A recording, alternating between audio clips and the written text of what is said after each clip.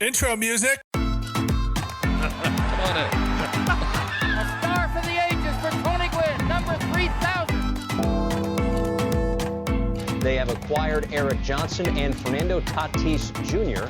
from the White Sox in exchange for James Shield. Welcome to Slam Diego. My name is Joey. My name is James. And this is the Brothers Padre.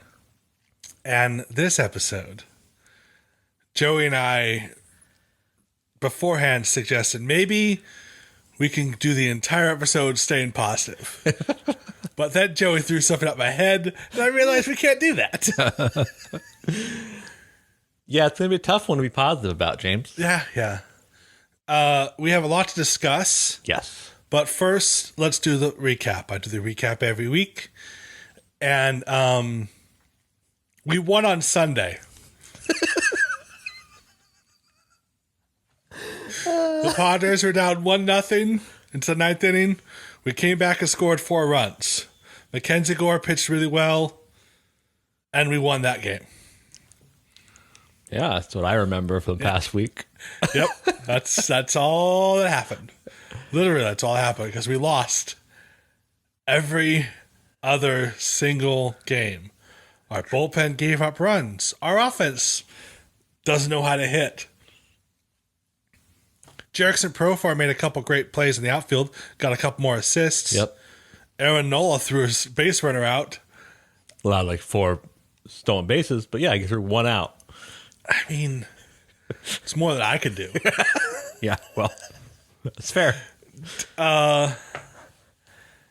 Yeah, so that's the end of that season. We were 1-5. Yep. I was wrong about my prediction. Yep. You were wrong about your prediction. So let's move on, Joseph. What should the next topic be about? Oh my goodness. Well, the topic, of course, that we should talk about is state of emergency. How do we fix this? Because if you are on Padres Twitter, Padres Facebook, any Padres related social media outlet, it is what is that meme? This is fine meme. Like the dog in front of the burning room. Except they're not saying this is fine. They're just like, this is horrible. People are freaking out. Padre fans are rightly thinking this is like the second half of 2021 reappearing.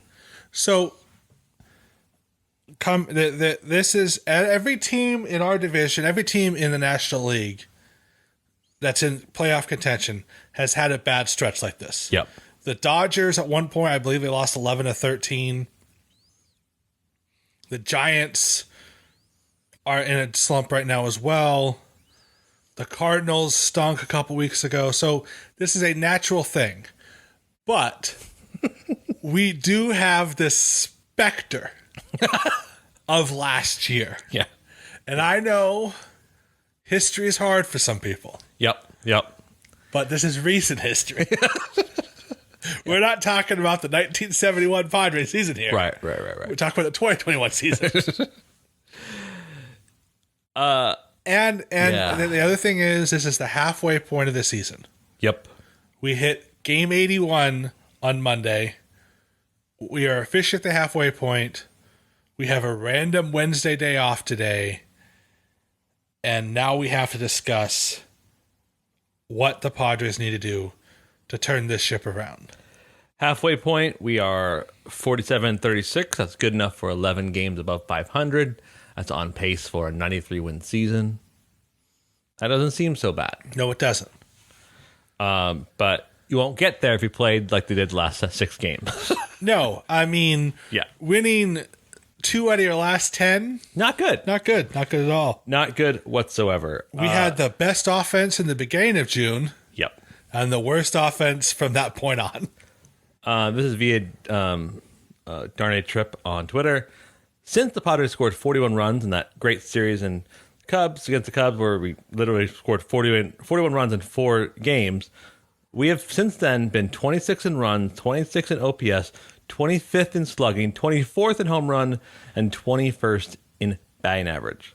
They also have a 5th highest soft contact rate during that stretch. So when we do get hits, not very hard. No, we need to put a little Viagra in our swings. It's been tough to watch. I'll be completely honest. Like, the pitching hasn't been as good. It's been perfectly serviceable. I will push back. Our starting pitching has still been fair. great. Yeah. Blake Snell, last 2 or 3 starts has been phenomenal, but they can't score runs. Yeah. Joe Musgrove gave up 3 runs his last start. Yeah. But we can't score runs. Sean Manaea had a terrible start on Monday, its second terrible start of the year. But again, we couldn't score any runs off him. Yu Darvish gave up a bunch of runs, but he still pitched 7 innings. Yep. So you can't really complain about that because he saved our bullpen. Our bullpen right now, other than the Bill Chrismat, and not even Rogers, because Roger gave a couple. Even on Sunday when we had that great comeback, he gave up a run at the bottom of the 9th. I don't know. None of our bullpen is consistent right now. Yeah. So how do we fix this, James? How do we fix our predicament? Well, you and I both agree our bullpen is going to fix itself. Yes. Because we're going to get Steven Wilson back. We're going to get Suarez back. We're going to get Pomeranz back. We're going to get Adrian Morejon back. We have and Pierce Johnson back. And Pierce Johnson back. And what do you mean you don't want to see Craig Stammen pitch back-to-back tied games? You know what? If I ever see Greg Stammen again, he better be in the commentator booth. We love you, Craig. Come on the podcast. Yes. We will throw you a retirement podcast celebration. So that's the problem. Our bullpen hopefully will fix itself. Right. We have a ton of great bullpen pieces that are hurt right now that could come back. The other problem is there's not a lot of bullpen pieces out there that are in tradable teams. Right. When I say that, teams are willing to trade. Yeah. And there's one guy who hasn't been signed, Rosenthal. Trevor Rosenthal, yeah. And I think he's waiting. I saw this little report about it.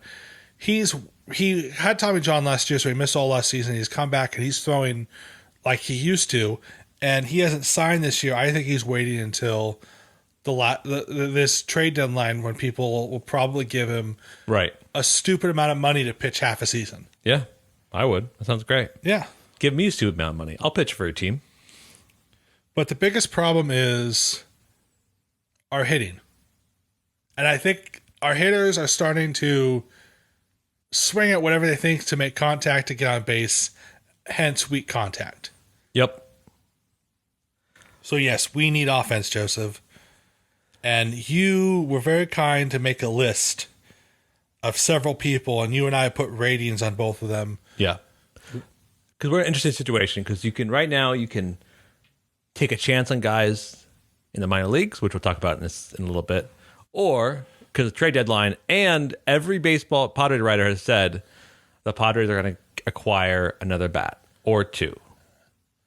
Because the Padres are in a very there's I've never seen this for a Padre team before. We are in a win now attitude. Yep. If we do not make it to the very last round of playoffs this year, AJ Preller does not have a job next year. Yeah. The Padres have the best starting pitching. We have 7 great starters. We have the best minor league system in baseball with some of the best winning prospects in baseball, in minor league baseball. The Padres need to make some big trades this year. And so that's why I've never seen this come up where we've actually can make big trades and afford to and not give up a big player for a big player. You know what I'm saying? Right.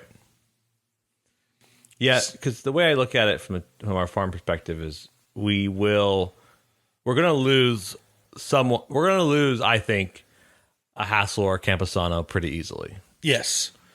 Possibly, if we give up Woods, he has to be pretty dang good. Yeah, has to be pretty dang. And if we give Abrams, we're getting the guy that we both really like on this list.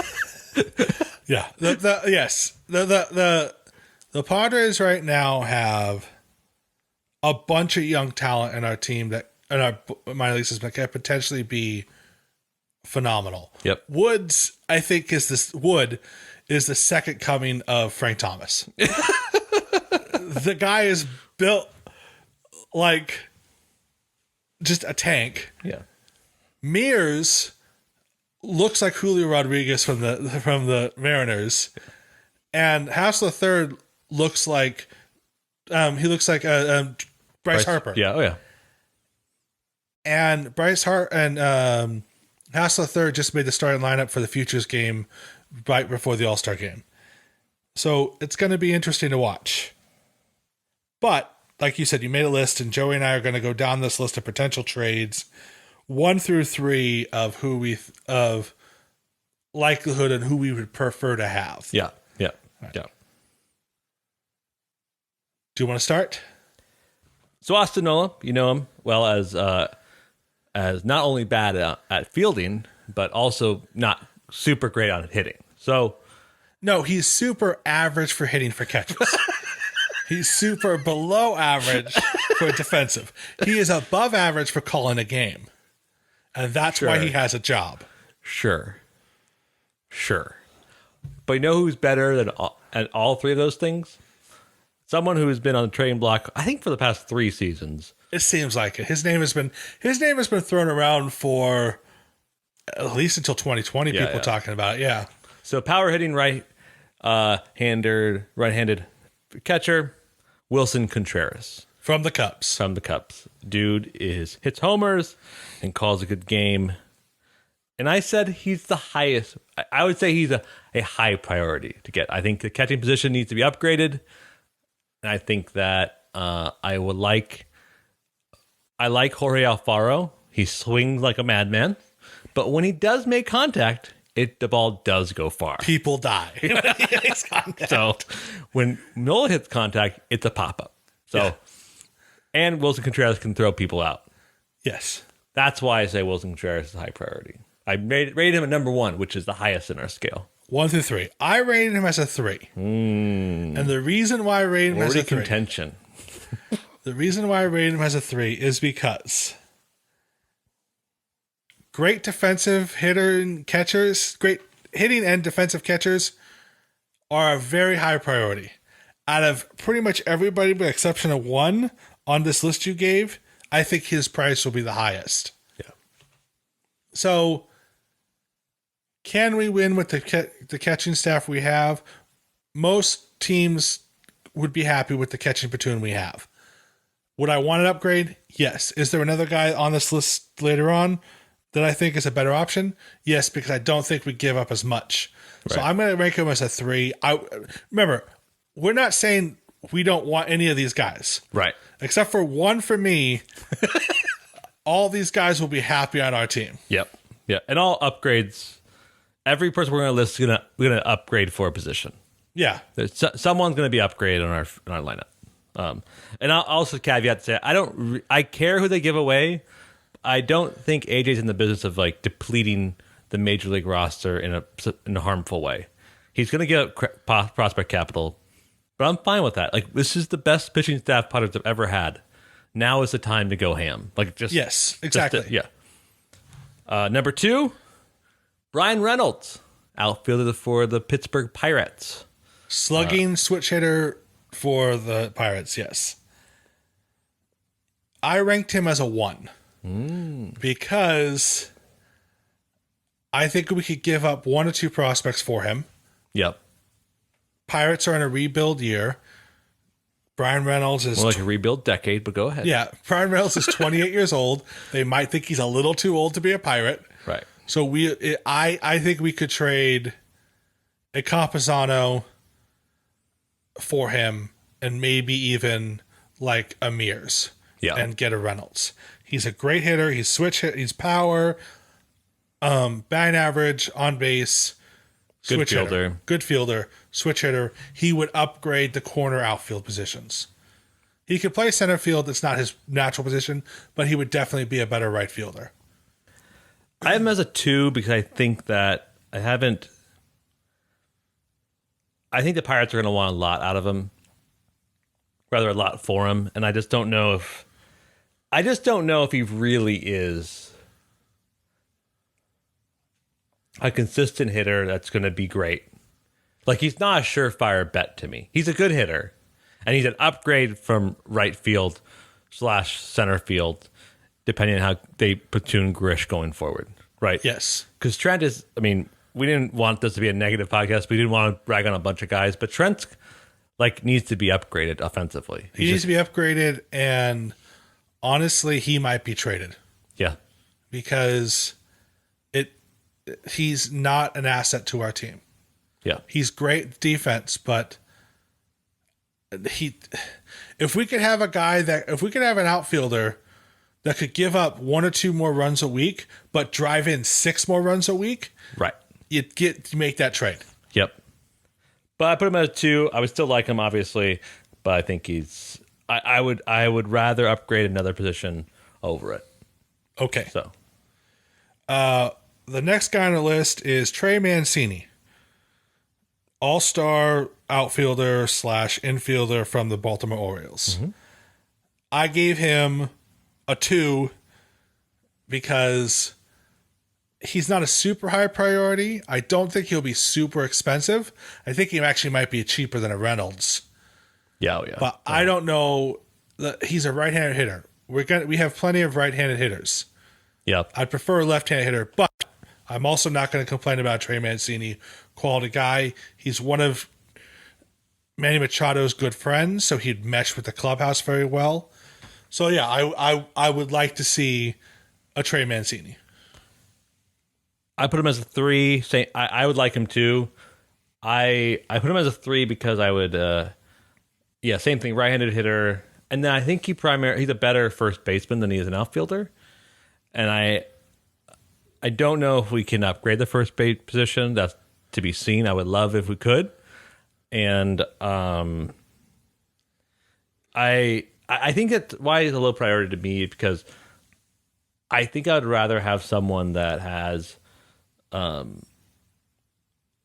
don't know. I think I'd rather have someone that's like more consistently a slugger. And I know I say that fully knowing Trey Mancini was in the home run derby and he can hit the crap out of the ball.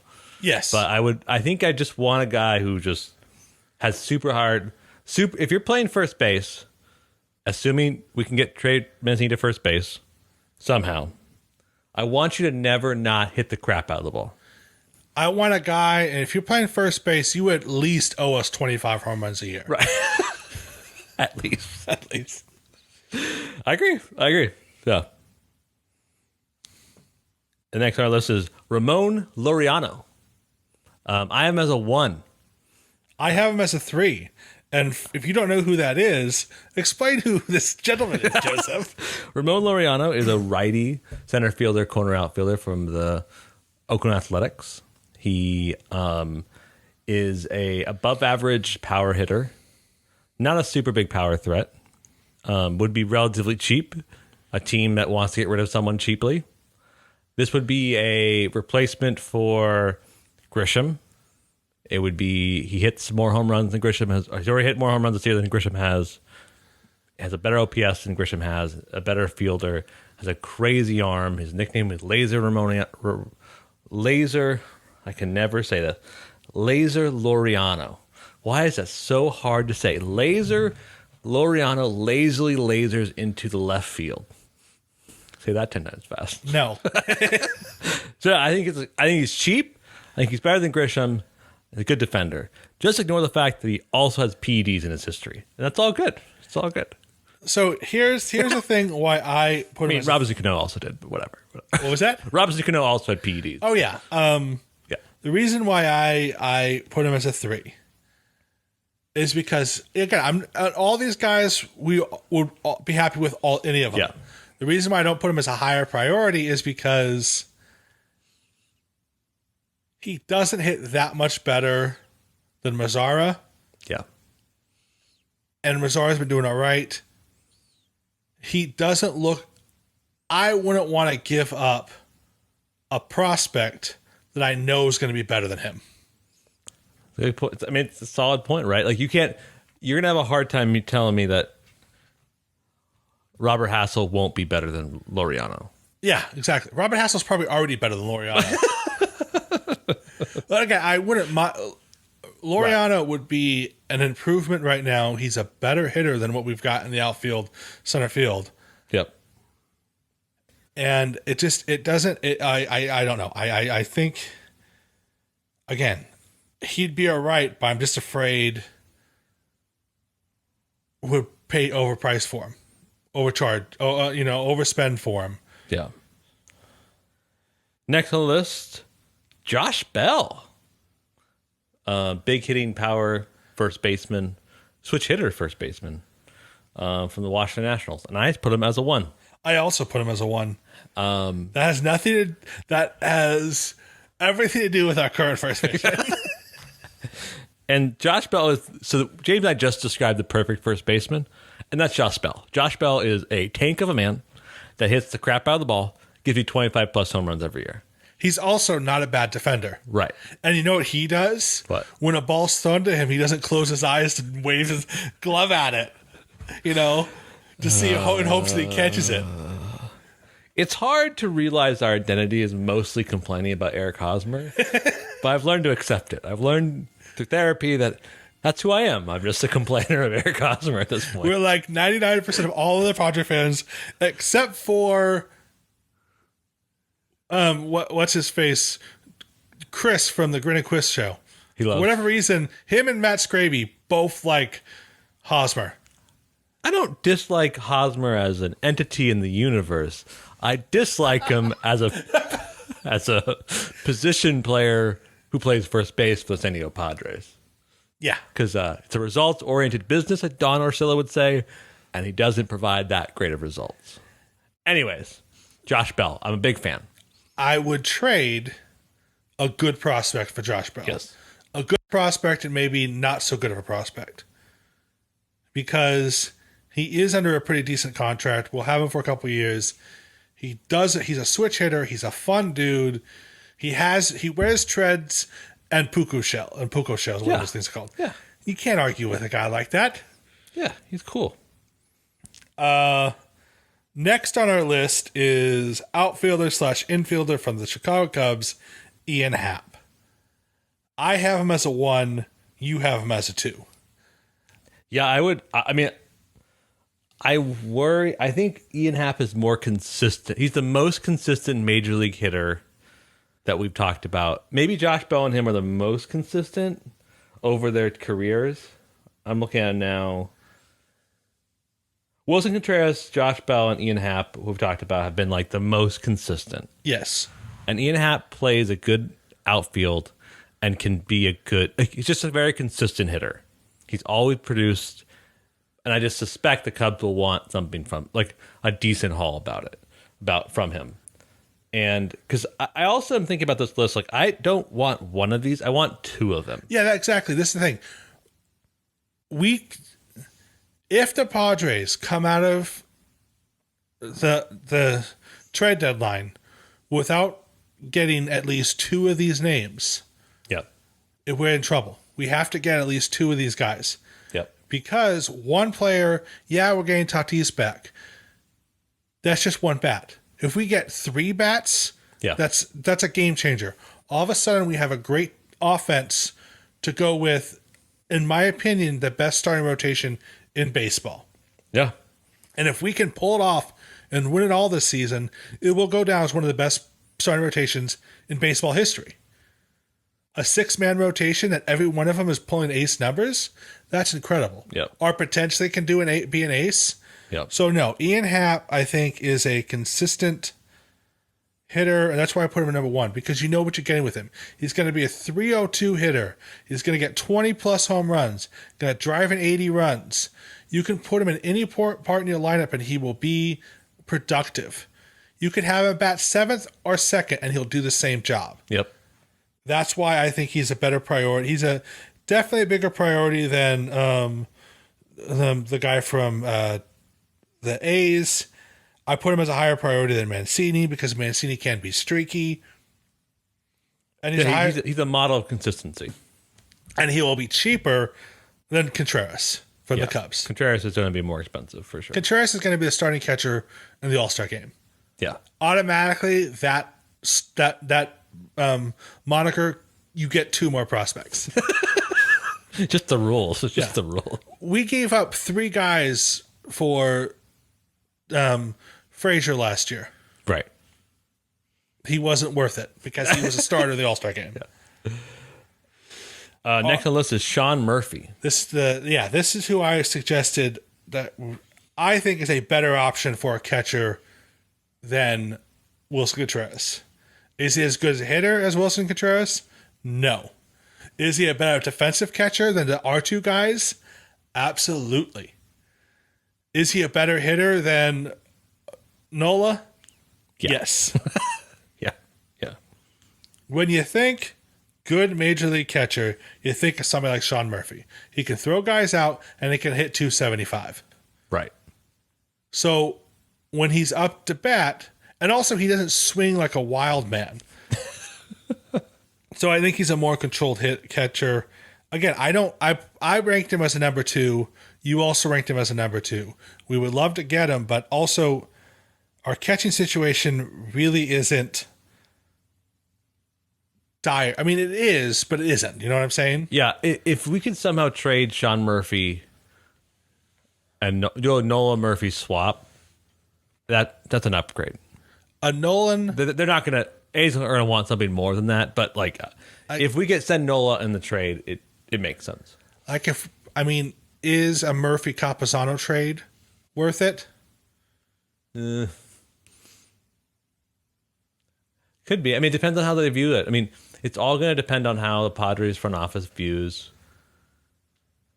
the long-term value of Campusano, and also how bad do they view, because there's plenty of bad hitting catchers that have jobs because they're good game callers. Yeah. Like Martin Maldonado can barely hit 130, but he always has a job. Jeff Mathis is the same way. So again, that's what I'm saying. Aaron Nola is he can call a great game. Right. That's why he's still because it's hard. It's also hard halfway through the season to add a new catcher to your lineup. Right. Because they don't know all the pitchers. Right. But Sean Murphy, works with Bob Melvin. Bob Melvin can break him in. That's why I think he's a better fit than even Contreras. Knows Mania. Right. Exactly. These are all good things to be a part of. I could see a Laureano Sean Murphy trade happening in one big package. We'll give him Nola, maybe a Reese Kinnear, and maybe a couple sub 100 prospects. Yeah. That could work, yeah. That's a very Preller-y trade. You hear that, you're like, oh, that's an AJ Preller trade. Yes. But the thing is, if we got those 2 guys, I would definitely want somebody like a Josh Bell or an Ian Happ, an extra bat on top of those 2 guys. Because these are the 2 guys that we get on top of a big bat. Right. Next on the list is old friend. Old friend. Tommy Pham. The stabbed one. The slapper. The slapper. The guy you never want in your fantasy football league. No, not at all. But he's putting up a fine season. A Tommy Pham type season. Yeah. I ranked him as a 2. You also ranked him as a 2. Because he's a good player. It's just and he hits better than he's hitting better than Trent Grisham. Absolutely. And Jose Azocar when it comes to power. Yeah. Now he's not as good as outfielders, either one of them. No. He's actually kind of terrible in the outfield. Right. He almost put Kim in a coma last year. Yeah.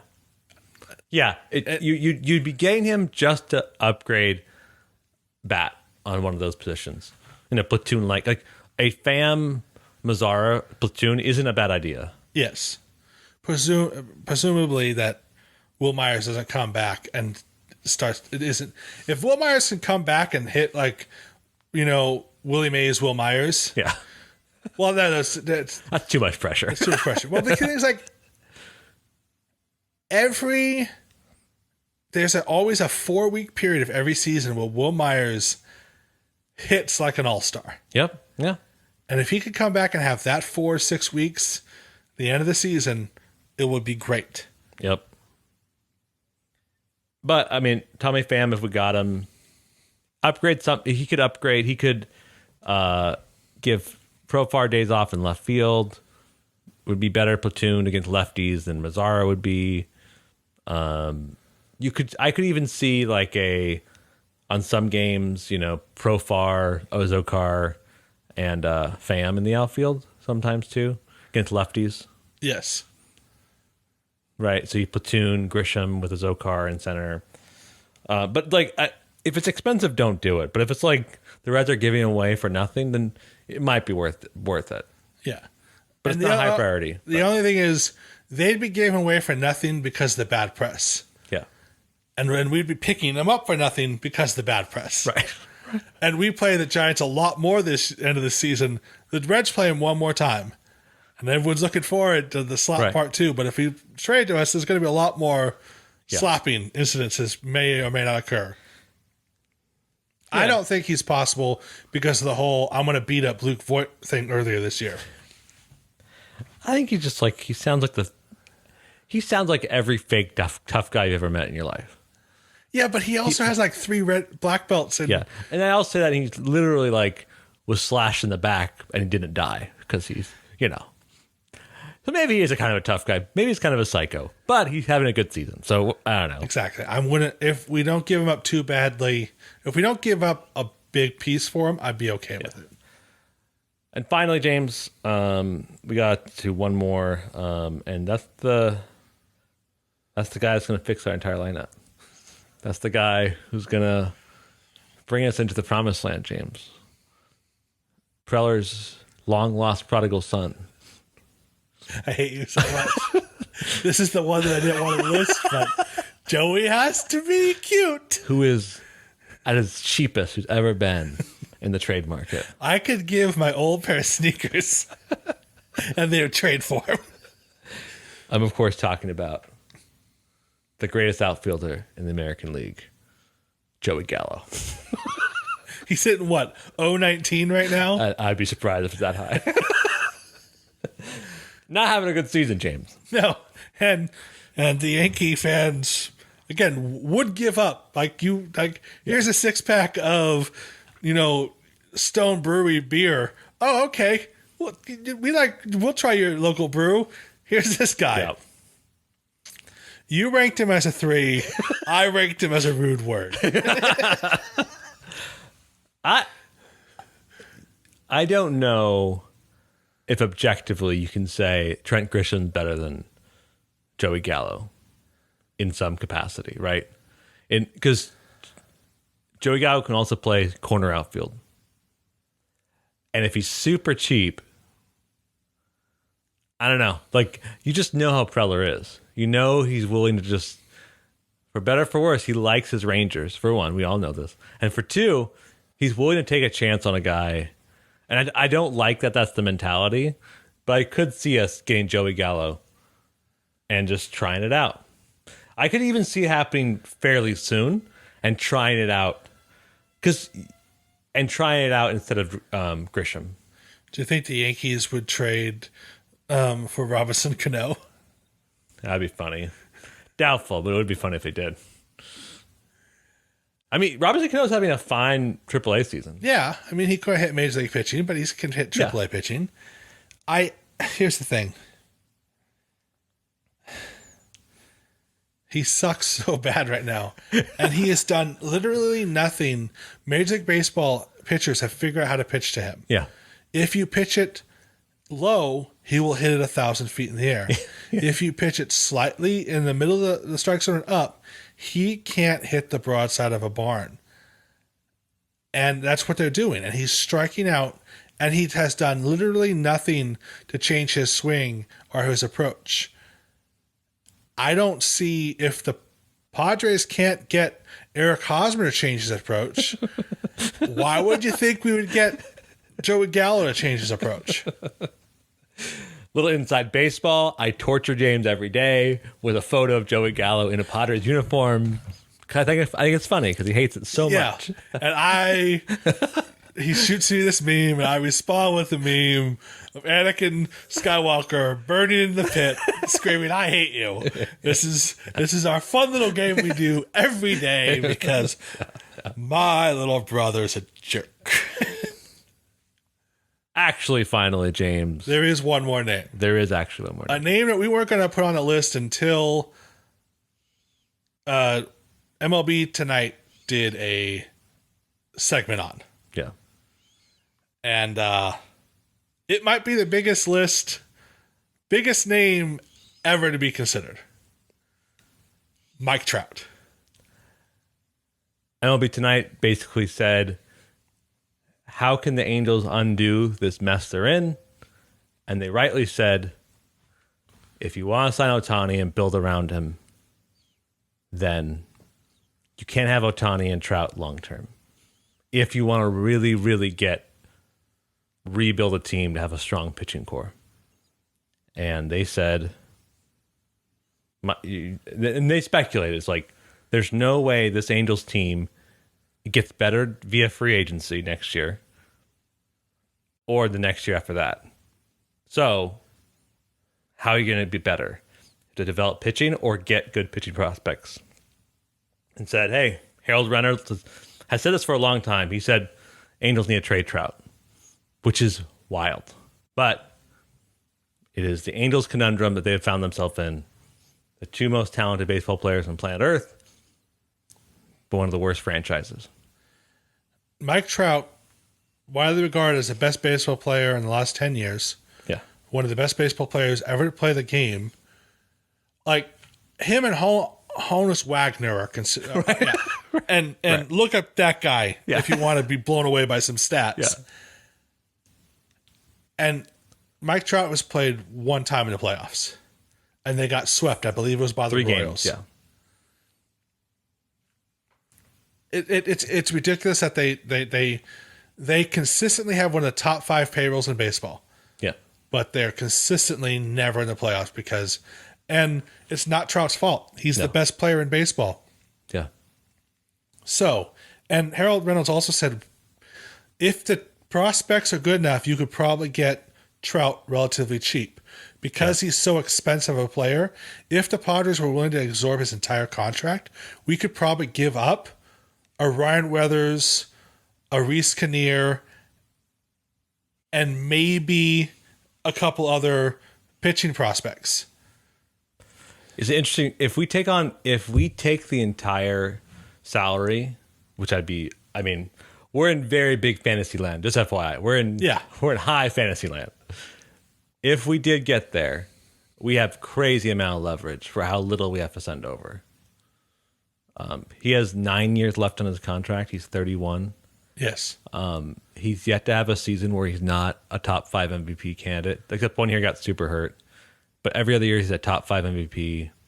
The dude's a real deal. So if we absorb the entire contract, it's pretty cheap. Like Nolan Arenado's that deal was fairly cheap, all things considered. And that was a big move too, right? A big contract move. It's Mike Trout, so they're going to want a top 10 prospect in baseball. Exactly. We might have to give up a CJ Abrams. Right. Abrams plus our best 3 non-Gore starting pitchers. Correct. Which is that's the way Angels have to get better. They have to get really good starting pitching. That's how. But if FYI, James and I both put 1 on this. Yes. So, yeah, he is that good, obviously. But if the Angels send money over with him, then it becomes a completely different calculus, right? You could see a deal that Preller would have to think about between, like, do you bundle Abrams and Gore? If they pay for half of his contract and send him over, yeah, we'd have to give him a Gore and an Abrams. Yeah. And maybe wild. even a Hassel the third. Yeah. But the Angels are in a significant bind right now. Because if the thing is, like, also Shohei is going to be a free agent in a year and a half. He might not want to sign with the Angels. No. If they trade Trout, they have to somehow extend Ohtani. And even if they're also looking at, if they lose Trout and Ohtani, they better have some prospects. Yeah. Yeah. If they don't think they're going to, if they don't think they can re-sign Ohtani, they're definitely going to trade him either this year or next. Yeah. Most likely next year. Probably next year because he's still a ticket seller. And I think that segment, you guys should look it up. MLB Tonight did a segment on it. Like, they're right. You build a franchise around a global phenomenon. Like, if you have to hold one down, you're holding Ohtani. Dude just prints you money, right? Yes. But it's the same situation. If they don't think they can sign Ohtani, they may not get rid of Trout. But boy, oh boy, would I sell the farm for Trout. But also, if they know they can't sign Ohtani, right, and they know they can't win with this huge budget they have, because what do they say? That they have the fourth highest payroll in baseball, and something like 90% of their payroll is going to 5 players. Yeah.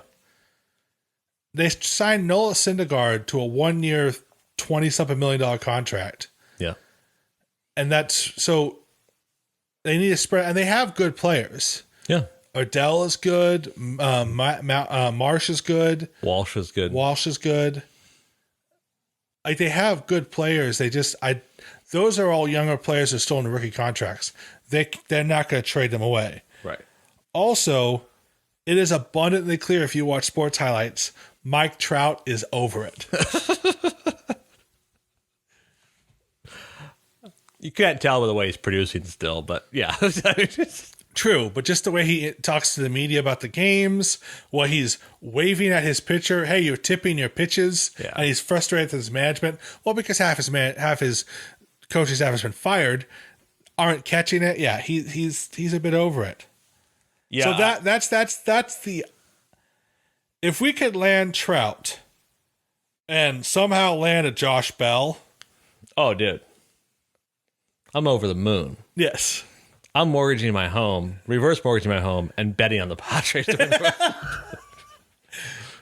Not sound financial advice. Don't follow me. Yes. Not financial advice. Do your own research. I'm sure your pregnant wife would love to hear. Yeah, it should be fine with it. She's fine with it. Fine. I'd be stoked about it. Like I said, I would love any of those people, but yeah, I think that if he comes on the market, AJ Preller's sole job is to acquire him at whatever cost without destroying the major league roster in a hyper detrimental way.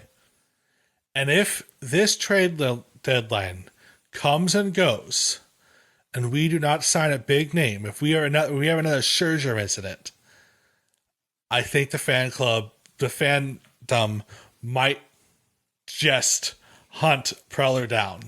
They will go through every basketball court in the county to find him with his shorts and kick him out of the county, because we can't.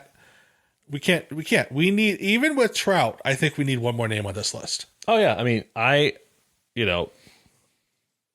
you want the lineup to be in this great fantasy situation, which I love thinking about. Tatis, Trout, Machado, someone else, and then Voit. That's kind of like the 5 you want, the top 5. But someone else could be Josh Bell, could be. I would like Josh Bell. I would like another left-hander or switch hitter in there. Brian Reynolds. I mean, in this complete fantasy land, I doubt we get Brian Reynolds and Trout. Yeah, but it's cool to think about. It's cool just to fantasize about. These are fantasies are all I have left, Joe. Because my reality is a giant fit of despair. Manny Machado was asked about last week. And said, what an effed up week. And you're like, yeah, it was. It was Manny Machado. Also, happy birthday, Manny Machado. Happy birthday. Good. I wonder if you remembered, yeah. 30. 30 today. Wow. On the path to Hall of Fame did. Uh-huh. Yeah, Hall of Fame dumb. Just like me when I turned 30. Yeah, that's what everyone said. Uh-huh. Yeah, I would be remiss also to say that we mentioned it several times, the incredible talent we have in AAA. Like, we have guys that are hitting the crap out of the ball. So we could also fix it that way, add some more people in the lineup. We have Brent Rooker, who's played left field, right field, who's slugging .583, 14 homers. We have Esteury Ruiz, who's been climbing up the minor league, who's been having a great combined AAA and AA season. He has 56 stolen bases in AA and AAA this year. That's wild. That is wild. 13 home runs across them, slugging .543, 348 average.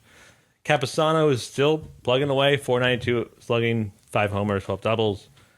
And Robinson Cano, who has a 333 batting average and a .469 slug.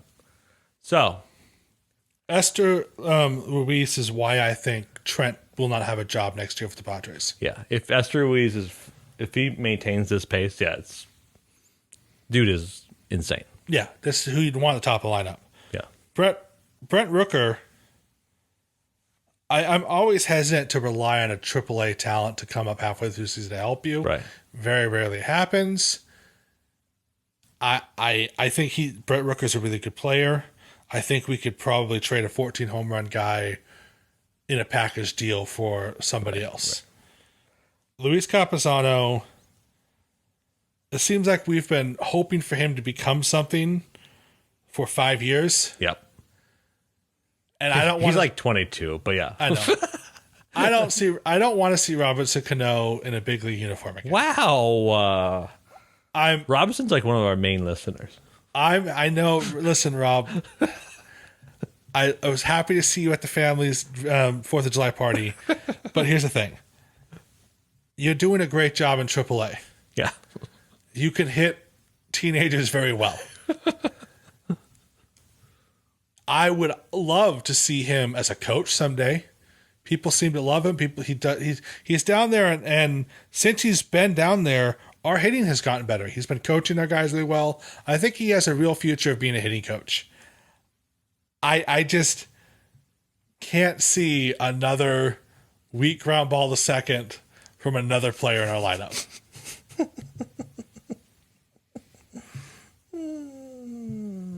But yeah, that's again, I don't like relying on AAA talent halfway through the season. Because typically when you call up AAA guys halfway through the season, that means you understand you're not going to win the rest of the season. You call up AAA guys at the beginning of the season if they did a very good job in spring training of the previous year. Like Esteury Ruiz, I have no doubt he'll be in the big leagues next year. There's a chance Mears and Hassel III are in the big leagues next year. Wood might have another year or two. He's still a bit away, yeah. Yeah. But he's hitting a ton in Lake Elsinore. It's wild. Yeah.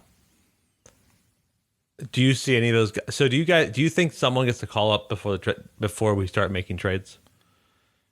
Because right now, we started the episode how bad the offense was.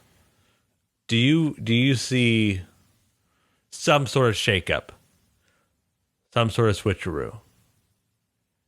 I don't see, if Grisham keeps hitting the way he's hitting, like, there's no reason for him to be on the major league team. Yeah. I would rather give, Ozakar or Luis a chance to play in center field every day. Yeah. Because, yes, Grisham hit a home run the other day. And I was really excited because he got his batting average from 161 to 180 a couple weeks ago. I'm like, hey, he's improving. His batting average is back to 140 something. He has not found it. He still can play defense, but Ruiz and Ozakar can play just as good center field as he can. Yep. Yeah, I definitely think that there's going to be, I think someone tries out. Whether it's I think it's going to be an outfielder. Some outfielder is going to be called up and tried out. Yes. Because they can't possibly be as bad as the unproducing people that are up here. And Mazzara is hitting over 300. Yeah. He's getting singles. Yeah. Which is, he's supposed to be a power hitter. He's hit 1 home run, 2 home runs. Yeah. You're going to find production. We're going to find production. Exactly. We need more slugging, obviously.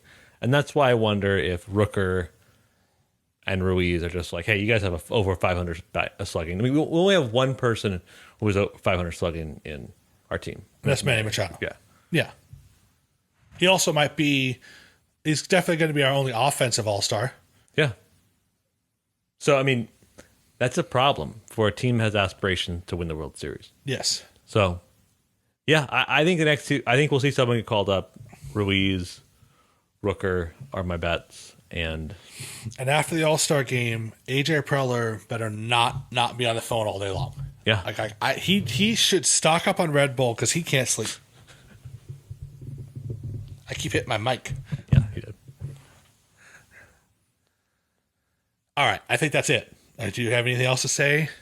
I think that Do we want to predict what next week's going to be, or do we even want to bother? we should. It's our shtick, right? We have to predict it. I don't particularly feel excited because we're going to face another slumping team, and this is like a bad calculus in baseball when two slumping teams face each other. Like it does Because we faced the slumping Dodgers, right. and that didn't work, and yeah, it. 4 games against the Giants, and then 4 games against the Colorado Rockies in Denver, Colorado.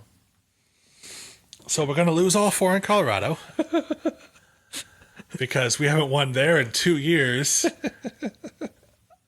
And I say, here, all right, honestly, I think I am still hopes that we're going to turn around. This is why we have Melvin. Yes. Is this Melvin's biggest challenge? Yes. Yeah. Yeah. I think we're going to go 4-4. We're going to split 2 with the Giants and split 2 with Colorado Rockies, and that leads us into the All-Star game.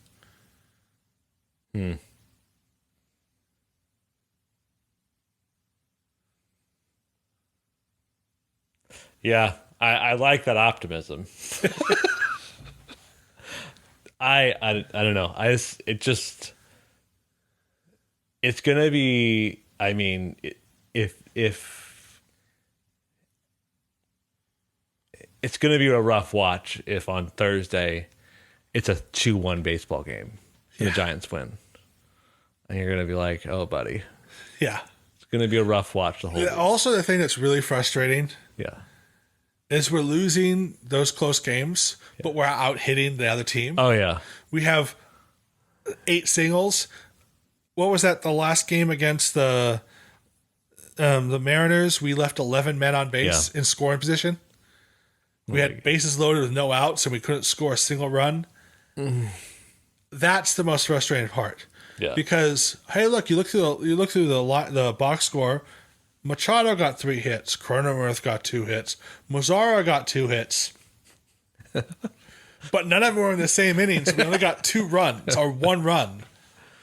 Yeah, I would say I think we're probably 3-5. I think we figure the Giants out. I think we split the Giants, but I don't think we figure the Rockies out.